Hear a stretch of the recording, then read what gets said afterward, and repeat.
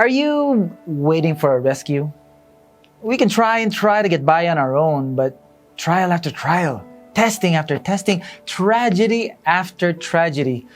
Finally, we can make the choice to just get down on our knees and cry out for help. The question is, does God hear me?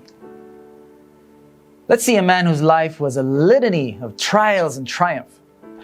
Killed a giant as a boy, was a warrior and an outlaw as a young man, great as a king, but also hunted and was a fugitive. He was hunted by his own son before being restored to his glory years after. The man David wrote this song for his people to never forget God's steadfast love and epic deliverance. This is Psalm 18. Let's read verse 1. I love you, O Lord, my strength. The Lord is my rock and my fortress and my deliverer. My God, my rock in whom I take refuge, my shield and the horn of my salvation, my stronghold. I call upon the Lord who is worthy to be praised, and I'm saved from my enemies. David is proclaiming this. Look what's going on with him. Look, the cords of death encompassed me.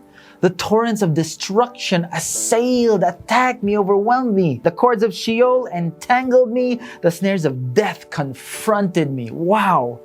Can you feel that? In my distress, I called upon the Lord. To my God, I cried for help. And from his temple, he heard my voice. And my cry to him reached his ears. Wow. Is death surrounding you?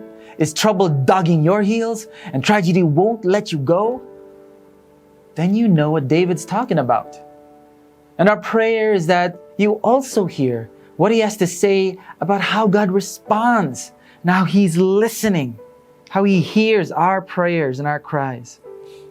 From verse 13, the Lord also thundered in the heavens, and the Most High uttered his voice, hailstones and coals of fire. And he sent out his arrows and scattered them. He flashed forth lightnings and routed them.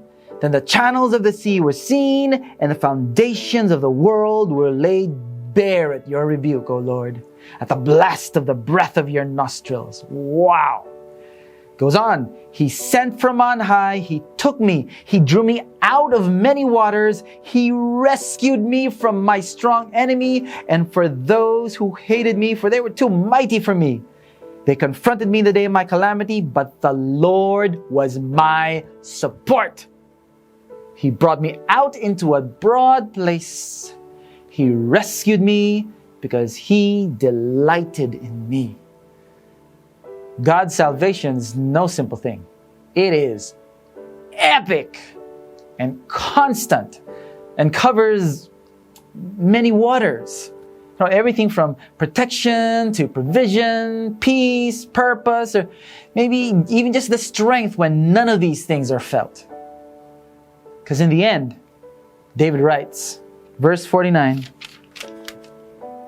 for this I will praise you, O Lord, among the nations, and sing to your name. Great salvation he brings to his king, and shows steadfast love to his anointed, to David and his offspring forever. Does God listen to our cries? Well, we don't look to our circumstances when we cry out to God. We look to God's character.